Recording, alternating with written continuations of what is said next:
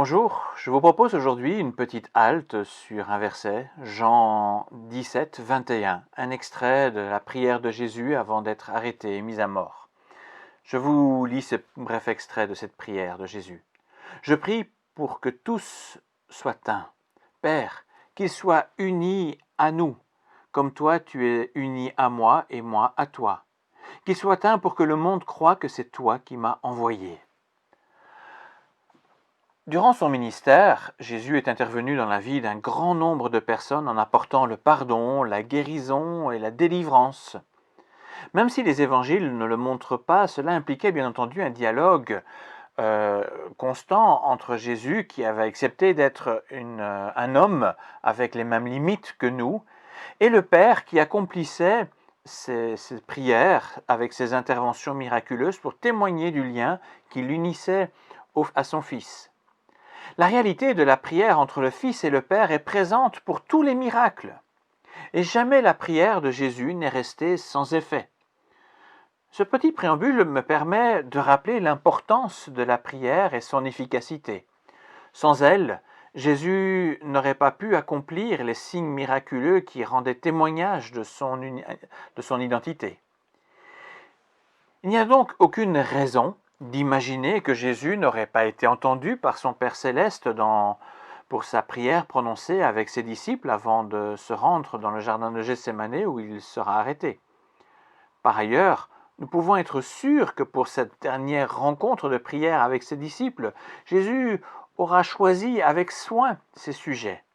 Or, dans la même prière, à 2 reprises, Jésus prie pour l'unité des chrétiens. La première fois au verset 11 où il prie pour ceux qui sont autour de lui, et la seconde fois au verset 21 où il élargit sa prière pour tous ceux qui croiront en lui. Alors dans la suite, je vais brièvement me focaliser sur 3 points de cette demande de Jésus. Commençons avec le premier. Quand il ne reste que peu de temps pour parler, on va bien entendu se concentrer sur l'essentiel. Quand Jésus adresse cette prière, il est à moins de 24 heures de sa mort sur la croix. Il vit ses derniers instants avec ses disciples. Jésus va donc à l'essentiel. Et pour lui, un des points essentiels est l'unité. La véritable unité permanente, fiable, fidèle, ne va pas de soi dans notre monde déchiré.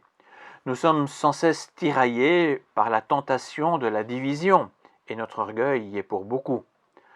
Or, ces divisions blessent au plus profond de notre cœur.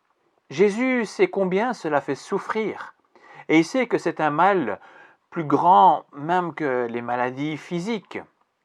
C'est pourquoi comme il a prié pour le bien de ceux qui l'a côtoyé, pour leur guérison, il prie maintenant spécialement pour l'unité de ceux qui lui sont et seront attachés. Il prie pour que nous soyons dans une logique d'amour qui prend patience, qui pardonne, qui crée un lien profond. Nous dépensons souvent beaucoup d'énergie et de moyens pour diviser, alors que fondamentalement, nous avons besoin d'unité. Toutefois, cette unité n'est possible que par la puissance divine. Aucune volonté humaine n'est capable de préserver une unité si profonde, une unité qui jette des ponts au-dessus de tout ce qui nous sépare.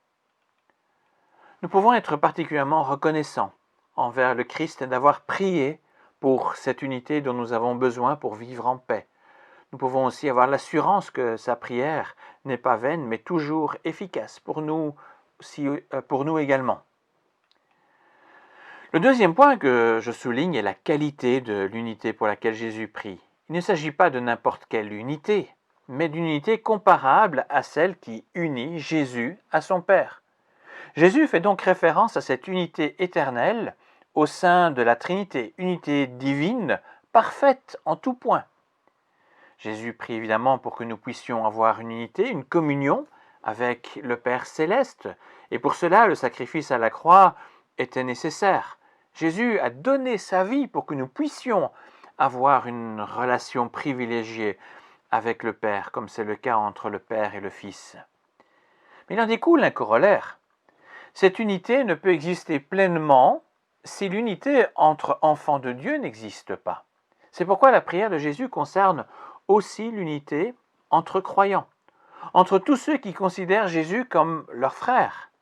Et l'unité entre croyants est appelée à être aussi intense que l'unité au sein de la Trinité, intense en amour, intense en profondeur, intense dans le temps puisqu'elle s'inscrit dans l'éternité. De là découle aussi l'unité au sein des familles, au sein des couples.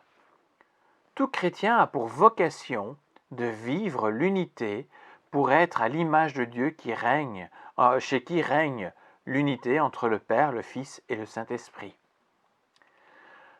Le dernier point sur lequel je me focalise aujourd'hui est la fin du verset. Jésus prie pour l'unité dans un but précis, pour que le monde croie que c'est toi qui m'as envoyé, dit-il. Je l'ai dit tout à l'heure, l'unité ne va vraiment pas de soi dans notre monde. Nos passions coupables engendrent sans cesse la division. Même si les êtres humains parviennent à des alliances, elles ne sont jamais définitives. La division n'est jamais écartée, et cela, en fait, ne nous étonne nullement. Cependant, une unité profonde et durable témoigne de la présence d'une force qui n'est pas de nature humaine, mais bien divine. Quand les chrétiens se laissent animer par l'Esprit Saint dans leurs relations au point de conserver l'unité et l'amour, même là où on ne s'y attend pas ou plus, alors le témoignage de la présence du Christ dans notre vie est puissant. Et à ce moment-là, il est surprenant, étonnant. C'est en étant unis dans un même amour et une même foi que les chrétiens seront véritablement efficaces pour dire au monde qui est Jésus. Alors, peut-être que nous baissons trop vite les bras en constatant des divisions dans des foyers, dans des communautés ou encore entre différentes églises. Mais n'oublions pas que le Père exauce toutes les prières de son Fils, y compris celles prononcées en Jean 17. Avec Jésus, tout artisan d'unité sera finalement toujours récompensé.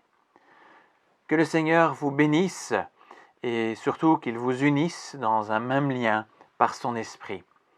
Merci pour votre écoute et à bientôt. Au revoir.